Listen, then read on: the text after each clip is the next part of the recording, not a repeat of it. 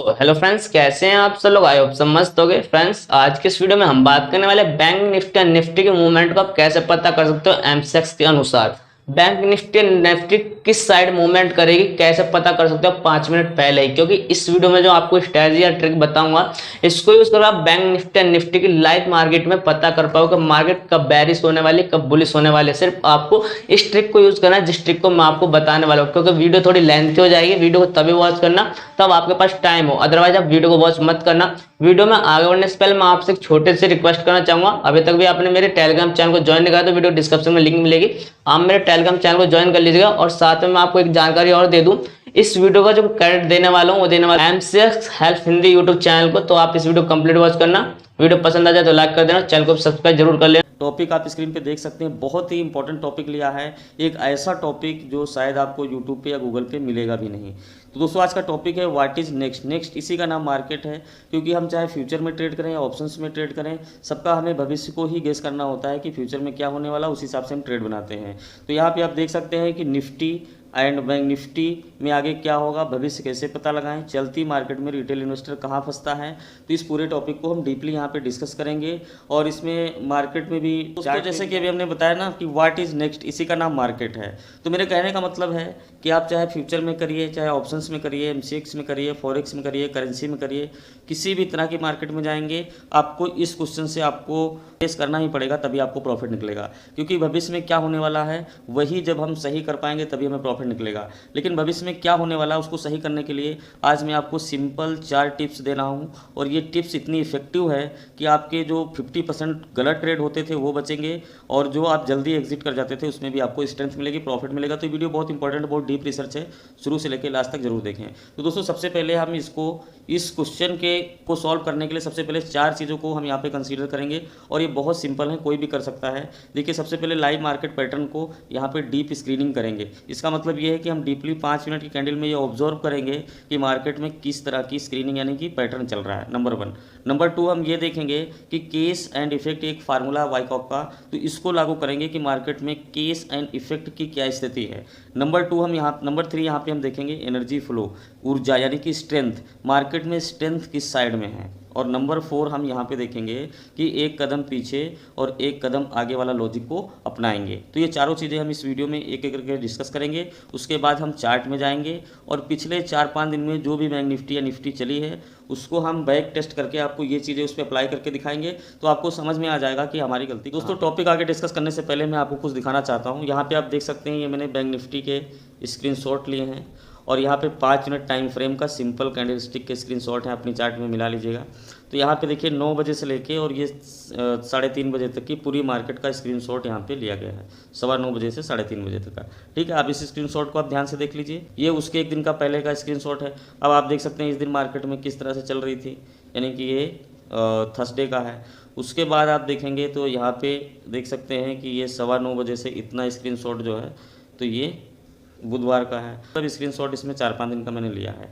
ठीक है, तो इस स्क्रीनशॉट को, कोई भी स्क्रीनशॉट आप ध्यान से देख लीजिए, फिर अभी मैं जब टीचिंग दूंगा उसके बाद आपको यही स्क्रीनशॉट में दोबारा दिख। दोस्तों लाइव पैटर्न ट्रैक करने के लिए, जैसे कि आज का हमारा जो टॉपिक है व्हाट इज़ नेक्स्ट, ठीक है, तो व्हाट इज़ नेक्स्ट का जो हमारा टॉपिक है उसमें सबसे पहला जो आपको काम करना है कि लाइव पैटर्न की डीप स्क्रीनिंग करनी है। अब लाइव पैटर्न की डीप स्क्रीनिंग करने का मैं आपको बहुत सिंपल तरीका बताता हूँ। देखिए मान लीजिए किसी दिन मार्केट खुलती है और ये ऊपर इस तरीके से चलती है, मैं इसमें कोई लॉजिक्स नहीं लगा रहा हूँ, मान लीजिए इस तरीके से चलती है, तो इसमें क्या है, पैटर्न का मतलब है एक जैसा रिपीटेशन। तो यहाँ से देखिए कि मार्केट जैसे इतना फ्लो होता है, इतना इंक्रीज होती है, फिर इतना इंक्रीज ज़्यादा होती है, डिक्रीज कम होती है, फिर इंक्रीज ज़्यादा होती है, डिक्रीज कम होती है, फिर इंक्रीज ज़्यादा होती है, डिक्रीज कम होती है। तो अगर ऐसे पैटर्न मार्केट में चल रहे हैं तो यहाँ पे जब ये ज़्यादा इंक्रीज होकर थोड़ा डिक्रीज होगी तो ये टर्न लेगी, तो यहाँ पे हम प्रॉफिट बना सकते हैं। पॉइंट नंबर वो, अब मान लीजिए इसमें हमने कोई लॉजिक्स लगाया और आज हमने 1 लाख रुपये इन्वेस्ट करके 20,000 प्रॉफिट कमा लिया। ठीक है, अब नेक्स्ट डे होता है और मान लीजिए मार्केट यहाँ पे क्लोज होती है और यहाँ पे आ गई, उसके बाद में नेक्स्ट डे मार्केट ऐसे ऊपर नीचे करने लगती है। तो इसमें क्या होगा कि पैटर्न कैसे बन रहे हैं कि जितना नीचे जा रही है उतना ऊपर जा रही है, जितना नीचे जा रही है उतना जा रही है। तो जो लॉजिक्स इस दिन प्रॉफिट दिया था वो इस दिन लॉस दे देगा। फिर उसके अनदर डे क्या होगा, तो आप यहाँ पे मैं 2-3 कंडीशन डाल रहा हूँ और स्क्रीनशॉट तो आप देख ही चुके हैं डिफरेंट साइज़ का, तो अभी आपको मैं दिखाऊँगा। ठीक है, देखिए मार्केट में कभी भी कुछ भी हो सकता है, ठीक है। अब जैसे मैं 3 दिन का मान लीजिए यहाँ पे चार्ट ड्रा किया, अब तीनों दिन में डिफरेंट टाइप की मार्केट चली है, तो मे भी आपका जो भी फार्मूला है, जो भी सेटअप है, तो यहाँ पे ये तीनों दिन हो सकता है काम ना करे। जो ये वाला लॉजिक है, इस दिन लॉस दे दे, इसकी एंट्री इस दिन लॉस दे सकती है। तो ये पैटर्न के हिसाब से अगर आप ट्रेड लोगे कि जो आउटपुट हमें लाइव में मिल रहा है उसके हिसाब से ट्रेड लोगे, तो आपकी एक बहुत बड़ी प्रॉब्लम यहाँ पे सॉल्व हो जाएगी। मार्केट है और यहाँ पे ओपन होती है, ठीक है, और उसके बाद में वो धीरे धीरे आधे घंटे में यहाँ तक बढ़ जाती है। तो ये जो कर्व है, जो पहली स्ट्रेंथ है, मान लीजिए कि इसकी प्राइस यहाँ पे 100 रुपीज़ थी स्टार्टिंग में और ये 10 रुपये स्टिल बढ़ी है, ठीक है। तो 110 रुपये यहाँ पे ये आ गई मान लीजिए, ठीक है। 100 रुपीज़ से 110 रुपये इंक्रीज हुई है, तो ये बाइंग आउटपुट यहाँ पे मिला। उसके बाद में हम यहाँ पे वेट करेंगे और ये जहाँ पे रुकती है उसके बाद में इसका रिएक्शन देखेंगे, ठीक है। यहाँ से स्टार्ट हुआ, यहाँ पे रुका, उसके बाद ये ट्रेड न्यूट्रल होता है और रिट्रेसमेंट के लिए बहुत ध्यान से समझिएगा, रिट्रेसमेंट के बाद में यहाँ से फिर टर्न लेगा, ठीक है। तो जब यहाँ से टर्निंग पॉइंट होता है तो इसकी फॉरकास्टिंग की जा सकती है, क्योंकि केस एंड इफेक्ट फार्मूला ये कहता है कि ये मार्केट अगली बार इस लेवल तक 100% जाएगी, भले ही वहाँ से टूट के गिर जाए। तो इसके और इसके बीच में जो 2 रुपये का हमें 2.5 रुपये का प्रॉफिट मिल सकता है, वो श्योर कॉल होती है, ठीक है। पॉइंट नंबर वो कि ये यहाँ से दोबारा टर्न लेगा और इसी से टकरा के गिर जाएगा, तो ये इतना कन्फर्म है। पॉइंट नंबर 2 क्या है कि मान लीजिए कि यहाँ पे टकराता है और उसके बाद में ये इंक्रीज़ करता है, तो अगला ये नंबर क्या बनाएगा कि ये जो डिक्रीज़ हुआ है, मान लीजिए कि 10 पॉइंट बढ़ा, फिर 5 पॉइंट डिक्रीज़ हुआ या 4 पॉइंट डिक्रीज़ हुआ, तो नेक्स्ट अगर इस लेवल को तोड़ेगा तो 10 पे ही जाके रुकेगा। तो कौन सा फार्मूला काम करेगा? अब देखिए ये प्राइस अगर 10 है तो ये प्राइस भी 10 होगी, ठीक है। तो इस हिसाब से इसका इफेक्ट पड़ेगा। अब यहाँ से अगर रिट्रेसमेंट शुरू होता है तो अब रिट्रेसमेंट कितना आएगा? वही 2.5 पॉइंट का यहाँ पे रिट्रेसमेंट आएगा। तो अब हमें क्या यहाँ पे फॉरकास्टिंग की जा सकती है, व्हाट इज़ नेक्स्ट, कि एक बार ये ऐसे गया है, फिर ये ऐसे आया है, फिर एक बार उतना ही गया है, तो अब ये वैसे आएगा ही आएगा। तो यहाँ पे हम ट्रेड उल्टा पड़ेगा, अगर बाइंग सेंटीमेंट उल्टा पड़ेगा, लेकिन यहाँ पे भी छोटा सा प्रॉफिट बना सकते हैं। उसके बाद जब यहाँ से टर्निंग ये लेगा, तो यहाँ से टर्निंग लिया तो ये ऊपर गया, तो अब यहाँ से टर्निंग लेगा तो यहाँ पे भी हम कॉल बना सकते हैं, क्योंकि देखिए पैटर्न है। तो जैसे कि मैंने कल एक वीडियो डाला था, तो कल वीडियो में 1-1, 2-2 मिनट में ट्रेडिंग कर रहा था। जैसे मान लीजिए उसमें कैसे पैटर्न चल रहे थे, उस समय इस तरह के पैटर्न चल रहे थे, ठीक है। अब मान लीजिए कि अगले दिन क्या होता है कि मार्केट यहाँ पे ओपन होती है और थोड़ी दूर ऊपर जाती है और फिर यहीं पे आके डिक्रीज हो जाती है। तो यहाँ से जब टर्निंग लेगी तो कहाँ जाएगी? यहाँ। तो ये कन्फर्म है कि व्हाट इज़ द नेक्स्ट, तो ये इस साइड में जाएगी, ठीक है। अब अगर ये इसको ब्रेक नहीं करती है, यहाँ से टर्न लेती है, तो व्हाट इज़ द नेक्स्ट, तो फिर यहाँ पे आएगी। अगर ये ब्रेक करती है तो गिर जाएगी, लेकिन अगर नहीं ब्रेक करती इसी के आसपास, फिर ये ऊपर टर्न करती तो फिर यहाँ पे जाएगी। तो अब हमें ट्रेड कैसे बनेगा? जब यहाँ से टर्न करेगी तो बाय करेंगे, यहाँ से टर्न करेगी तो सेल करेंगे, ठीक है। अब मान लीजिए किसी दिन मार्केट कैसे चलती है, इस तरीके से चल रही है, इस तरीके से चल रही है। अब यहाँ पे ओपन हुई और यहाँ पे क्लोज हुई, तो यहाँ पे ओपन हुई, ये ऐसे क्लोज हुई, तो ये ऐसे ओपन हुई, बस यहाँ पे हम शॉर्ट कर देंगे, क्योंकि इस पैटर्न का आउटपुट इतना मिला है। तो जितना ये यहाँ पे मार्केट सेलर्स लेके आए हैं, उसी हिसाब से एल्गो के हिसाब से ये इतना फिर ये गिरेगा। तो होप आप समझ पा रहे होंगे कि मैं सिर्फ ये कह रहा हूँ कि लाइव मार्केट में जो आउटपुट आ रहा हो उसी हिसाब से ट्रेड का प्लान करें। पॉइंट नंबर वो, तो इसके लिए आपको क्या करना होगा? डीप स्क्रीनिंग करनी होगी, ठीक है। तो व्हाट इज़ नेक्स्ट में अगला जो हमारा लॉजिक है वो है केस वर्सेस इफेक्ट। ये दूसरा लॉजिक्स है। जैसे सबसे पहले हमने आपको बताया, तो इसका मतलब होता है केस वर्सेस इफेक्ट, यानी कि कारण, केस का मतलब कारण एंड प्रभाव, ठीक है। इसका भी ट्रेडिंग में एक अच्छा यूज़ है। जब लाइव मार्केट करते हैं तो आपको कारण एंड प्रभाव जानना चाहिए। जैसे कि मेरे स्टूडेंट हैं, उनको ये बात पता है कि अगर बहुत ज़्यादा एक्यूमुलेशन होगा कई दिन तक या कई घंटे तक, तो मार्केट बहुत ज़्यादा ट्रेंडिंग में रहेगी। लेकिन अगर एक्यूमुलेशन थोड़ा होगा तो मार्केट थोड़ी ऊपर जाएगी, एक्यूमुलेशन बिल्कुल कम होगा तो मार्केट उसके हिसाब से जाएगी। तो यहाँ पे क्या है कि जो कारण बन रहा है पहले, उसका प्रभाव देखने को मिल रहा है। दैट इज़ इंपॉर्टेंट पॉइंट जो मैंने आपको बता दिया। अब इसमें थोड़ा सा डिटेल में समझते हैं, थ्योरेटिकली बात नहीं करूँगा। तो यहाँ पे एक इम्पॉर्टेंट जो उनकी बात है वो मैं आपको यहाँ पे डिस्कस करता हूँ। यहाँ से आप देख सकते हैं an important aspect of this law. जो इम्पोर्टेंट आस्पेक्ट है इस लॉ का वो क्या है? Is that effect realise the case, यानी कि प्रभाव ही बताते हैं कारण को। Will always in the direct proportion to that case, और consequently the great case will produce greater effect and small case will result in a lesser effect, ठीक है। इनके कहने का मतलब बस यही है कि एक इम्पॉर्टेंट लॉ है कि आपको ये देखना है मार्केट में कि जो ग्रेट केस का मतलब है कि अगर लंबा कारण है तो उसका लंबा प्रभाव होगा, कम कारण होगा तो उसका कम प्रभाव होगा। अगर बिल्कुल कम कारण होगा तो उसके हिसाब से उस प्रभाव कारण के पैरेलल होना चाहिए। That is very important point जो इन्होंने कहा, जैसा कारण उसी के हिसाब से प्रभाव होना चाहिए। केस वर्सेस इफेक्ट के हिसाब से इनके कहने का मतलब डायग्राम्स में आप देख सकते हैं कि जो मतलब एक्शन होगा उसी हिसाब से रिएक्शन होगा। ठीक है, that is very important point. दोस्तों अब मैं जल्दी से आपको समझाता हूँ buyer seller energy flow logics. What is next concept का जो अगला हमारा लॉजिक था तीसरे नंबर पे वो था बायर सेलर। तो इसको buyer sellers energy flow logic को आप शॉर्टकट में स्ट्रेंथ बोल सकते हैं कि मार्केट में स्ट्रेंथ किधर है। मान लीजिए कि यहाँ पे 100 लोग हैं, ठीक है, और यहाँ भी 100 लोग हैं, ठीक है। अब यहाँ से 20 लोगों ने यहाँ पे बाई किया और प्राइस को यहाँ ले गया। फिर इस 100 में से मान लीजिए कि 5 लोगों ने सेल किया तो प्राइस को डिक्रीज़ किया। फिर इस 100 में अगर मान लीजिए कि फिर 20 लोगों ने प्राइस को यहाँ पे बढ़ाया, तो आप साफ साफ देख सकते हैं कि बाइंग स्ट्रेंथ है। तो इसी तरह से स्ट्रेंथ को पता लगाना है। मैं यहाँ पे 2-3 कंडीशन जल्दी से ड्रा कर देता हूँ। जैसे मान लीजिए कि अगर बुलिश ट्रेंड है और मार्केट इस तरह से जा रही है, ठीक है, तो इसका मतलब क्या है कि जो ट्रेंड है वो बुलिश है, ठीक है, वो बात समझ में आ गई। लेकिन ये जो इफेक्ट है, मान लीजिए यहाँ से यहाँ तक मार्केट 10 पॉइंट जाती है, ठीक है, तो उसके बाद रिट्रेसमेंट के लिए कितना आती है 3 पॉइंट मान लीजिए, तो उसके बाद फिर ये 10 पॉइंट जाती है। तो हमें इससे साफ पता चल जाता है कि मार्केट में स्ट्रेंथ बाइंग साइड में है, तो हम ट्रेड बाइंग साइड में बनाएंगे। पॉइंट नंबर 2 की पैटर्न के हिसाब से भी हम ट्रैक करते हैं। अब मान लीजिए इस तरह से पैटर्न अगर चल रहा है तो अब हमें क्या होगा, व्हाट इज नेक्स्ट कॉन्सेप्ट के हिसाब से कि पहला मूव ये हुआ, दूसरा मूव ये हुआ और तीसरा मूव अगर ऐसे हो गया तो चौथा मूव क्या होगा कि ये रिट्रेसमेंट जो है उसी पैरेलल यहाँ पे रिट्रेसमेंट होगा।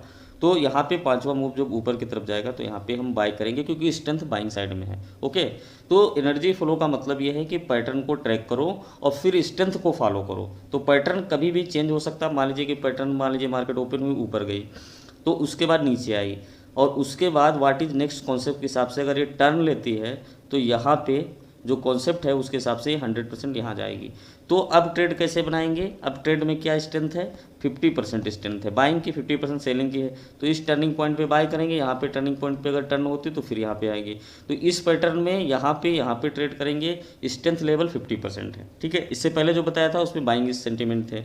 अब मान लीजिए कि यहाँ पे मार्केट ऐसे से गिर रही है, ठीक है, तो यहाँ पे क्या हो रहा है कि मार्केट जब डिक्रीज प्राइस हो रहा है, मान लीजिए 10 पॉइंट, इंक्रीज हो रहा है 4 पॉइंट, तो अगली बार जब डिक्रीज होगा तो 10 पॉइंट होगा। तो व्हाट इज नेक्स्ट कॉन्सेप्ट के हिसाब से इस मूव को हम ट्रैक करेंगे क्योंकि पहले इतना गिरा फिर ये इतना रिट्रेसमेंट लिया तो अब उतना ही नीचे लगभग गिरेगा। इसका कोई पैरामीटर नहीं है क्योंकि ट्रेडिंग इज आर्ट। ओके, तो यहाँ पे क्या होगा कि हम अगले को फॉरकास्टिंग पैटर्न को करेंगे फिर स्ट्रेंथ को फॉलो। नेक्स्ट कॉन्सेप्ट का जो हमारा अगला जो लॉजिक है वो है यहाँ पे 4 नंबर का, एक कदम पीछे एक कदम आगे देखते रहना। तो दोस्तों एक क्या लॉजिक है इसके बारे में आपको बताता हूँ। जैसे कि हमें पता है मार्केट में 2 कंपोनेंट होते हैं, बायर और सेलर, ठीक है। लेकिन आप अपने आप को अगर आप बाइंग में अच्छा करते हैं बायर मानते हैं या सेलिंग में अच्छा करते हैं सेलर्स अपने आप को मानते हैं तो फिर आप ट्रेडर नहीं बनेंगे। उसका लॉजिक्स मैं आपको समझाता हूँ। अगर आप बाइंग में ज़्यादा अच्छा करते हैं तो सेलिंग एक्टिविटी पे मॉनिटरिंग नहीं करेंगे। अगर आप सेलिंग करते हैं सेलर्स हैं तो बाइंग एक्टिविटी पे मॉनिटर नहीं करेंगे। तो इसलिए आपको एक्यूरेसी उतनी नहीं आएगी। ट्रेड करते वक्त हमें आपको अपोजिट पार्ट के बारे में ज़्यादा सोचना है। यानी कि अगर हम बाइंग कर रहे हैं तो हमें ये सोचना होगा कि सेलर्स क्या सोच रहे हैं, अगर हम सेल कर रहे हैं तो हमें ये सोचना होगा कि बायर्स क्या सोच रहे हैं। अपोजिट वाला जब तक नहीं सोचेंगे तब तक हम ट्रेडर नहीं बनेंगे। तो यहाँ पे देखिए क्या होता है कि मान लीजिए एक बायर है, ये बायर है और यहाँ पे ये सेलर है, ठीक है। तो बीच में आप बन जाइए ट्रेडर।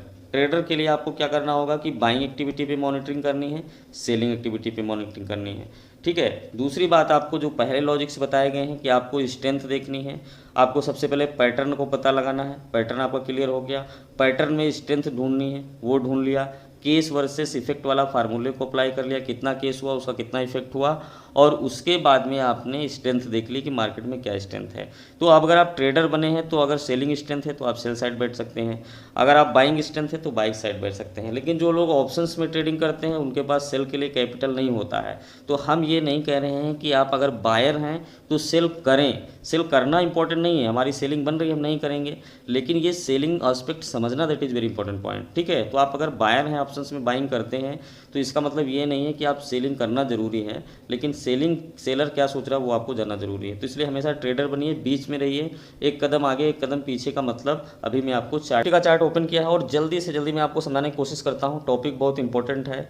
तो जैसे कि हमने बताया ना कि लाइव में आपको 4 चीज़ें देखनी है। पहले है कि पैटर्न, लाइव पैटर्न की डीप स्क्रीनिंग करना, दूसरा है केस एंड इफेक्ट को देखना, तीसरा है कि बायर सेलर एनर्जी फ्लो यानी कि स्ट्रेंथ को देखना, और चौथा एक कदम एक आगे और एक कदम पीछे। तो ये चारों चीज़ों को कैसे इसमें यूटिलाइज करेंगे तो ये हम आपको इसमें बताते हैं। ये देखिए अभी आज सैटरडे है, ये कल की मार्केट है और ये कल फ्राइडे था, तो ये पूरी मार्केट है और यहाँ पे आप देख सकते हैं कि पिछले कई दिन की है। हम यहाँ पे फॉरकास्टिंग करेंगे क्योंकि देखिए मार्केट एक जैसी कभी नहीं चलेगी, तो अपने लॉजिक्स को हमें हर दिन के हिसाब से कैसे अप्लाई करना वो समझाता हूँ।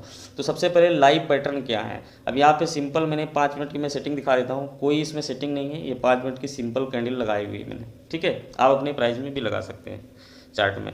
तो यहाँ पे मैं आपको सबसे पहले पैटर्न दिखाता हूँ कि कैसे ट्रैक करेंगे। मान लीजिए पैटर्न ट्रैक करने के लिए हमें इसको आउटपुट देना होगा। मान लीजिए मार्केट ओपन हुई, गिरी, अब ये 2 बार गिरी, फिर उसके बाद में 1-2 बार ये ऊपर ओपन हुई। तो यहाँ पे इसका मैं ड्रा करता हूँ। मान लीजिए थोड़ा सा ये मार्केट ओपन हुई और ओपन होते पहला बार इसने पॉजिटिव क्लोज किया ये वाला, ठीक है। उसके बाद देखिए प्राइस कितनी डिक्रीज़ हुई है, उसके जस्ट 2 गुना, यानी कि यहाँ से लेके यहाँ तक डिक्रीज़ हुई है।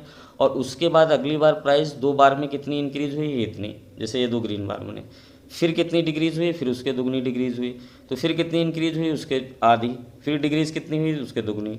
यानी कि ये ऊपर गया, फिर 2 गुना नीचे आया, फिर 50% ऊपर गया, फिर देखिए नीचे 2 गुना है, फिर 50% ऊपर गया, फिर नीचे आया। तो यहाँ पे हमें कैसा ट्रेड बनेगा भाई, देखिए पैटर्न के हिसाब से स्ट्रेंथ पता लगाते हैं। तो स्ट्रेंथ में देखिए क्या होगा कि बायर्स मान लीजिए कि 5 पॉइंट ले गया तो सेलर 10 पॉइंट गिरा दिया, फिर बायर 5 पॉइंट ले गया तो सेलर 10 पॉइंट गिरा गया, फिर बायर 5 पॉइंट ले गया तो सेलर 10 पॉइंट गिरा दिया। तो ऐसे से हम स्ट्रेंथ की फॉरकास्टिंग करेंगे कि मार्केट जो है तो मार्केट में सेलिंग स्ट्रेंथ साफ साफ दिख रही है, क्योंकि डिग्रीज ज़्यादा हो रही है, इंक्रीज कम हो रही है। तो पैटर्न के हिसाब से हम आसानी से ये ट्रेड बना सकते हैं। देखिए मैं आपको सिंपल सिखा रहा हूँ, 2 बार ये गिरना और यहाँ पे बढ़ना, ये अपने बस में नहीं थी। लेकिन उसके बाद जब ये ऊपर नहीं आ पाई तो इसका मतलब है कि यही पैटर्न यहाँ पे रिपीट कर गया। फिर देखिए यही 2 जो ये वाली थी, इसके बाद में फिर यही पैटर्न यहाँ पे देखिए 2 रिपीट कर गया, ठीक है। उसके बाद में यहाँ पे थोड़ी सी ग्रीन आई और यहाँ पे एक अनदर पैटर्न यहाँ तक रिपीट कर गया। तो यहाँ पे हमें फॉरकास्टिंग हो गई थी कि अब मार्केट नीचे गिरेगी, बायर नहीं है और इसका हायर है ही लगा करके शॉर्ट कर देते हैं। अब देखिए ये पैटर्न कहाँ तक चलेगा ये कुछ कहा नहीं जा सकता। तो ये पैटर्न यहाँ से देखिए यहाँ तक चला और प्राइस यहाँ पे डिक्रीज हो गई, ठीक है। तो अब जो लास्ट का पैटर्न और नई चाल पकड़ना, एक कदम आगे और एक कदम पीछे का लॉजिक ये है कि हम पीछे देखेंगे क्या हुआ, फिर उसके हिसाब से आगे सोचेंगे, अपने आप को बीच में रखेंगे। तो यहाँ पे जैसे हमारी चाल पूरी हुई, मैं फिर से दिखाता हूँ, जैसे कि ये, ठीक है, फिर ये पैटर्न देखिए ये मैच करता जा रहा है, ठीक है। लेकिन इसके बाद में यहाँ पे हमारे जो है तो सारे चाल पूरी हो गई। ये इसने सॉरी यहाँ पे नहीं, यहाँ पे पूरी हो गई, ठीक है। मतलब डिक्रीज़ किया, थोड़ा इंक्रीज़ किया, फिर डिक्रीज़ किया, तो यहाँ पे लगभग पूरी हो गई। ये एक नई चाल थी। अब आपको साथ साथ में ये भी आगे पीछे से ट्रैक करना होगा कि जहाँ पे हमारा पैटर्न फिनिश होता वहाँ से एक नया पैटर्न बनेगा। ये लाइव में बनता ही रहता है। तो ये नई चाल क्या थी कि इसने इतने जितनी प्राइस थी ज़्यादा डिक्रीज़ की, जो ये पैटर्न था उसके हिसाब से इसने खिलाफ काम किया और ज़्यादा डिक्रीज़ की। तो उसी केस एंड इफेक्ट फार्मूले के हिसाब से जब ये इतनी एकदम से डिक्रीज़ की तो उसी हिसाब से ये इतनी इंक्रीज़ कर गई। दैट इज़ यहाँ पे फिर हमारा जो है तो पैटर्न मैच कर गया। अब देखिए नया पैटर्न क्या बनाता है, ठीक है। यहाँ पे देखते रहिए, आपको देखिए लाइव कैसे दिखेगी। अब यहाँ पे मैं बहुत बड़ी प्रॉब्लम आपकी सॉल्व करने वाला हूँ। अब मान लीजिए कि ये प्राइस इतनी और ये इसने एक चाल पूरी कर ली। अब इसने क्या किया कि ये बैक आया। अब यहाँ पे देखिए कि मान लीजिए प्राइस यहाँ पे 10 पॉइंट इंक्रीज हुई, तो अब कितनी डिक्रीज़ हुई, अब डिक्रीज़ हुई मान लीजिए 5, तो यहाँ पे 10 गई, 5 पॉइंट डिक्रीज़ हुई, तो फिर ऊपर कितनी जाएगी 8-10 पॉइंट, फिर डिक्रीज़ कितनी होगी 5 पॉइंट। तो आप पैटर्न को ट्रैक करो यहाँ पे, तो देखो कि ये डिक्रीज़ हो रही है, फिर इंक्रीज़ हो रही है, फिर 2 बार डिक्रीज़ हो रही है, फिर 3-4 बार इंक्रीज़ हो रही है, फिर 2-3 बार डिक्रीज़ हो रही है, फिर 3-4 बार इंक्रीज़ हो रही है। तो अब पैटर्न यहाँ से ये चेंज हो गया। अब देखिए आप लोग को क्या है कि पैटर्न पता नहीं है। अब मान लीजिए कि ऊपर यहाँ से गई और आपने यहाँ पे बाई कर लिया। अब बाई में बैठे हो, आपका टारगेट यहाँ पे है कि यहाँ पे आएगा तब तक हमारा प्रॉफिट नहीं बनेगा, लॉस में ही रहेंगे। अब यहाँ पे मार्केट इस तरह से चल रही है तो आपका प्रीमियम डिके हो रहा है। या फिर आप गलती क्या करते हो कि मान लीजिए कि सेलिंग में आपका यहाँ पे मान लीजिए कि प्रॉफिट हो गया और उसके बाद में क्या, जब ये सेल बन रही है तो यहाँ पे आप सेल कर दे रहे हो, स्टॉप लॉस हो रहा है। बाई कर रहे हो तो फिर स्टॉप लॉस हो रहा है, या सेल कर रहे हो तो फिर स्टॉप लॉस हो रहा है। तो जब आपको पैटर्न पता नहीं है तो आप देखिए रिटेल इन्वेस्टर की प्रॉब्लम क्या है। रिटेल इन्वेस्टर की प्रॉब्लम ये नहीं है कि वो ट्रेंड में प्रॉफिट नहीं बना पाएगा। भाई वो ट्रेंड गिर रहा है तो वो कहीं ना कहीं शॉर्ट करके बीच में थोड़ा सा कमा लेता है रिटेल इन्वेस्टर। लेकिन पॉइंट ये है कि सबसे बड़ा इंपॉर्टेंट कि जो ट्रेंड चला उसके हिसाब से ही हमेशा मार्केट नहीं चलेगी। तो आप उसको कैसे आइडिया होगा कि ये ट्रेंड चलेगा कि नहीं चलेगा। मान लीजिए यहाँ से मोमेंटम उठा था तो अगर ये यहाँ पे भी आ सकता था, ठीक है, उठने के बाद में। तो उसको कैसे पता चलेगा? अगर वो बाई करेगा तो ये पता नहीं चलेगा, इसलिए इसको पैटर्न को आप ध्यान से देखिए कैसे चेंज होते हैं। तो यहाँ तक पैटर्न देखिए अलग हुआ, उसके बाद देखिए नया पैटर्न इसने बनाया यहाँ तक। अब मैं आपको थोड़ा सा जूम इन करके दिखाता हूँ।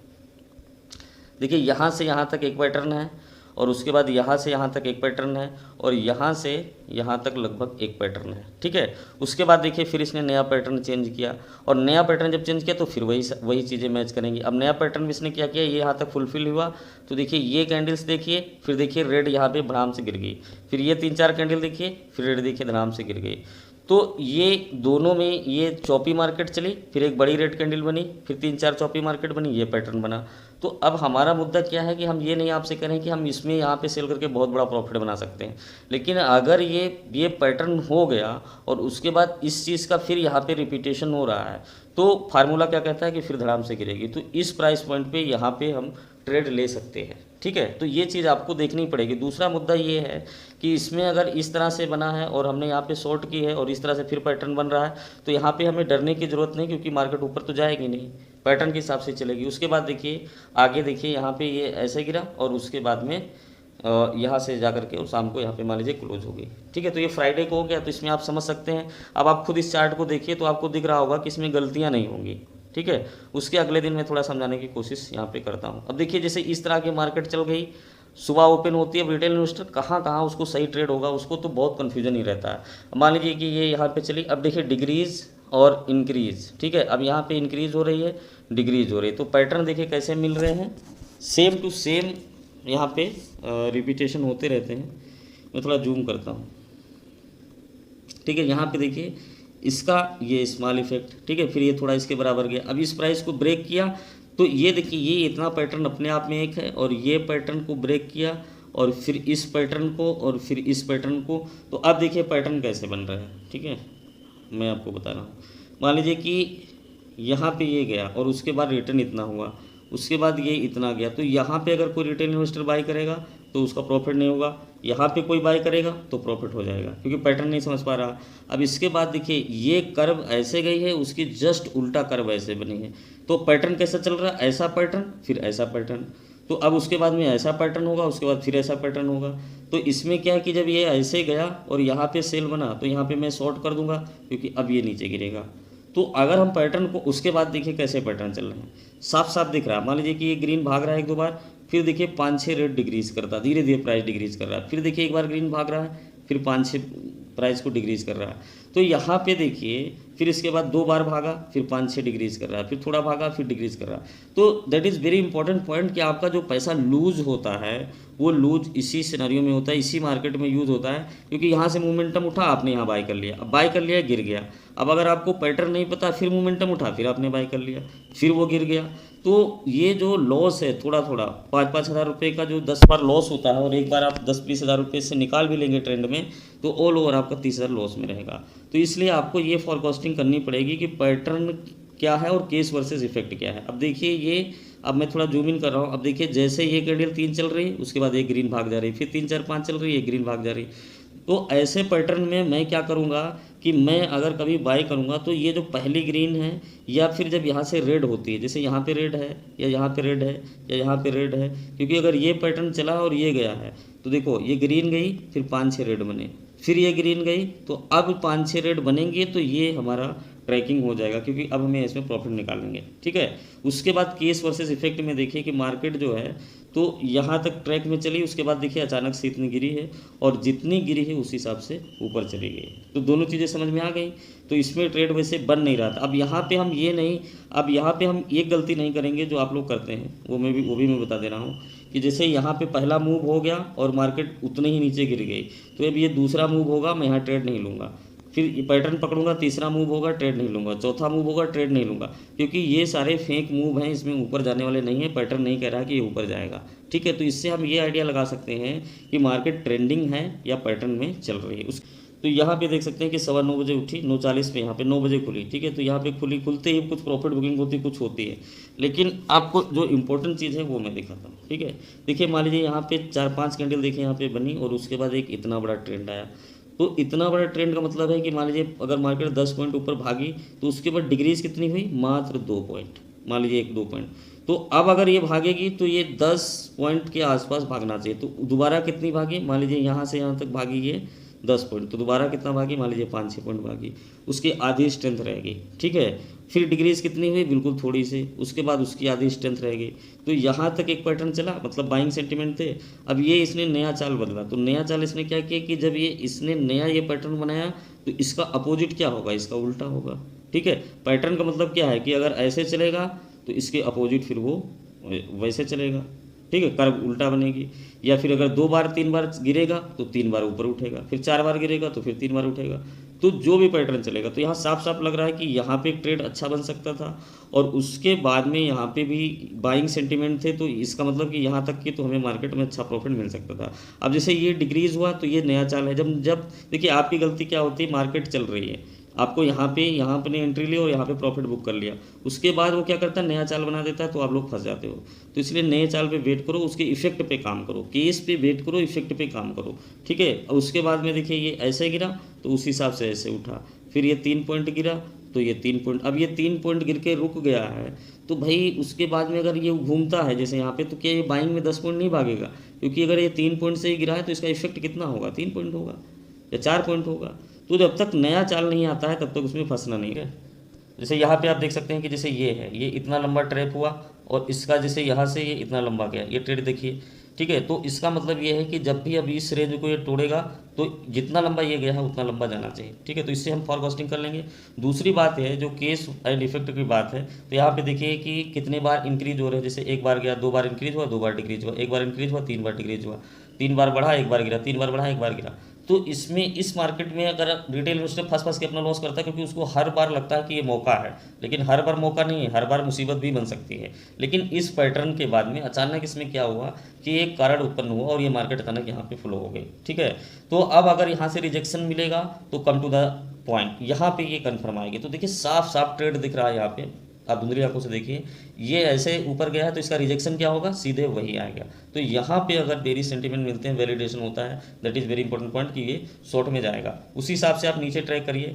अब नीचे देखिए क्या हुआ, नीचे यहाँ पे आया और उसके बाद 3 green 3 red, 2 green 3 red 3 red, इस तरह से चली। उसके बाद देखिए 2 red 2 green, 1 red 1 green, 2 red 1 green, 1 red 2 green, यानी कि price decrease increase decrease increase increase increase. अब ऐसी मार्केट अगर चल रही है, अब इसमें आप सोचिए कि एकदम से मोमेंटम उठा तो आपको लगेगा कि भाग जाएगा।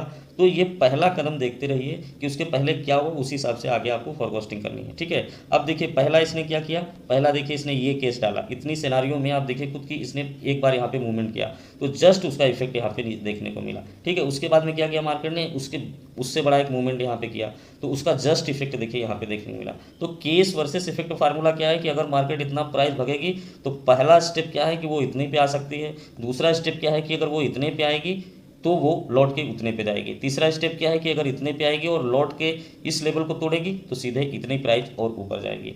तो यहाँ पे केस वर्सेस फार्मूले के हिसाब से देखिए अब आगे, अब देखिए ये अपने आप में बराबर हो गया और मार्केट देखिए यहाँ पे बेरिश सेंटीमेंट पे और गिर गई।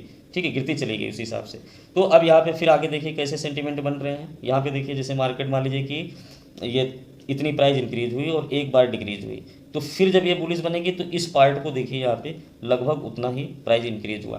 ठीक है, अब दो ग्रीन 2 रेड बन गया, 1 ग्रीन बन गया, 2 रेड बन गया, यहाँ पे 1 रेड ग्रीन हो गया, 2 रेड बन गया, 1 रेड। तो अब फिर आप किस जोन में मार्केट चली गई, फिर ये अपने एक अलग पैटर्न में चली गई। अब यहाँ पे क्या हो रहा है, ये ऐसे ऐसे चल रही है, इसमें कोई ट्रेड नहीं बन सकता क्योंकि जैसे भागेगी ऊपर बाई करोगे तो नीचे आ गई, सेल करोगे तो ऊपर चली जाएगी। ठीक है, फिर देखिए यहाँ पे केस वर्सेस इफेक्ट फार्मूला यहाँ पे फिर काम करता है क्योंकि इसने अपने पैटर्न को तोड़ करके एक नया चाल दिया तो उसका इफेक्ट आप देखिए वहाँ पे मिला।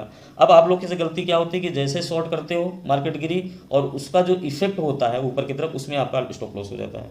तो होप इतना डीप कॉन्सेप्ट आपको समझ में आ गया हो। तो दोस्तों इसमें मैं बताता हूँ एग्जैक्ट सोल्यूशन क्या है, जो मैंने पूरा कॉन्सेप्ट बताया है उसमें सोल्यूशन दे देता हूँ। तो सबसे पहले मैं बताता हूँ कि रिटेल इन्वेस्टर कहाँ फंसता है और आपको कहाँ नहीं फंसना है। ठीक है, मान लीजिए कि कंडीशन में यहाँ पे पहली कंडीशन आपको बताता हूँ, मार्केट में चल रही थी और एक मोमेंटम हुआ बैंक निफ्टी में और आपका जो 100 वाला प्रीमियम था वो 300 हो गया। ठीक है, बात को बहुत ध्यान से समझिएगा।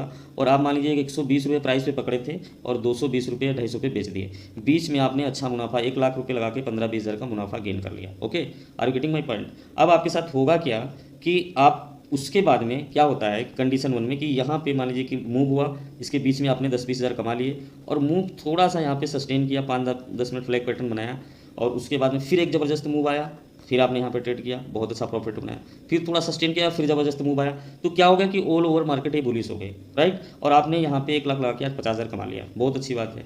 अब नेक्स्ट डे क्या होता है कि मार्केट में फिर ऐसे चल रही और मान लीजिए फिर एक मूव आया, ठीक है। अब मूव आया और उसके बाद में यहाँ पे थोड़ा डिक्रीज़ हुआ। अब डिक्रीज़ हुआ तो उसके बाद फिर जब इंक्रीज़ हुआ तो आप फिर यहाँ पे प्राइस पे बाय कर लोगे, ठीक है, कि मार्केट ऊपर जाएगी, लेकिन ये अब इस लेवल को तोड़ेगी नहीं, ठीक है। उसके बाद स्ट्रेंथ इसके नीचे आने लगेगी, तो आप सोचोगे कि अभी नीचे गिरेगी, ला शॉर्ट कर दें, तो यहीं पे आके उसी प्राइस पे रुक जाएगी, फिर ये ऊपर भी नहीं जाएगी, नीचे भी नहीं जाएगी, फिर ऊपर भी नहीं जाएगी, फिर नीचे भी नहीं जाएगी, फिर ऊपर भी नहीं जाएगी, और इसी प्राइस पे आके क्लोज हो जाएगी, ठीक है। अब आप फंस गए यहाँ पे, अब बाय किए तो लॉस दिए, सेल किए तो लॉस दिए, फिर बाय किए तो लॉस दिए। अब आप चाहे 20 ट्रेड करो, चाहे स्कैल्पिंग कर लो, ओवर ट्रेडिंग कर लो, 3-30 हो जाएगा, आपको समझ नहीं आएगा और आप लॉस में क्लोज करोगे। तो इसका सोल्यूशन क्या है कि आप देखिए यहाँ पे पैटर्न को आप मॉनिटरिंग करना, कि अगर मान लीजिए ट्रेंड आता है और थोड़ा सस्टेन होता है तो फिर उतना ही ट्रेंड आएगा, लेकिन अगर ट्रेंड आता है और उसके बाद सस्टेन होने के लिए नीचे आता है और उसके बाद वो ऊपर नहीं जाता है, बस यहीं पे आपको रुक जाना कि पैटर्न बदलने वाला है। उसके बाद अगर नीचे भी नहीं जाता है तो बराबर आता है, उसके बाद ऊपर। अब देखिए दोनों तरफ से स्ट्रेंथ घट रही है, यानी कि इनसाइडर आए, अपना काम करके चले गए। अब ये जो है तो ये प्राइस दोनों तरफ से डिक्रीज हो रही है, तो अब आप इसमें चाहे जितनी ट्रेड बना लो, ऑल ओवर आपको लॉस में जाना है।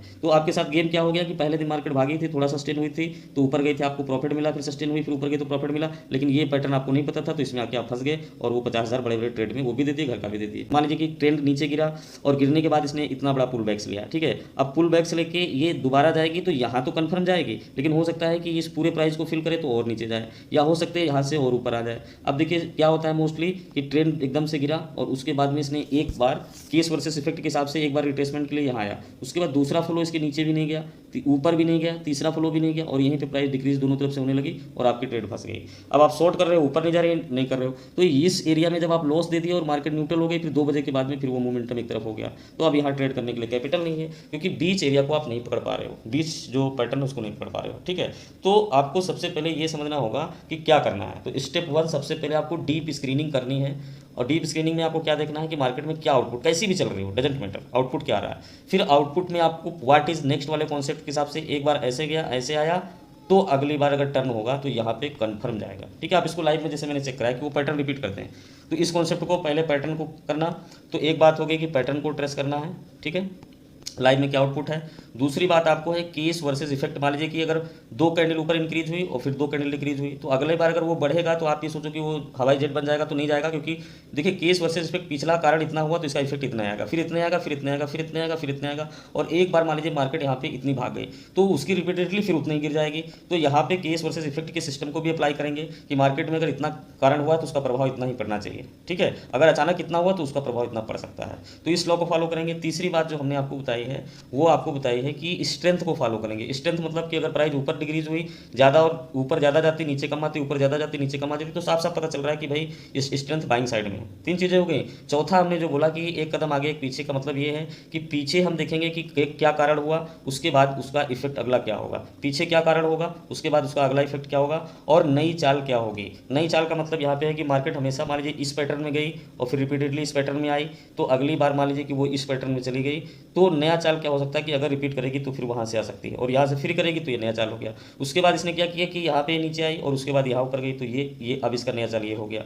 तो ये जो चाल बदलती है उसमें आपको भी ध्यान देना पड़ेगा कि जहाँ पे ट्रैक चेंज होता है वहाँ पे ट्रेड नहीं करना है। जब वो अपनी चाल नया पकड़ लेगा उसके बाद जो कारण बनेगा उसके प्रभाव पे आपको ट्रेड करना है।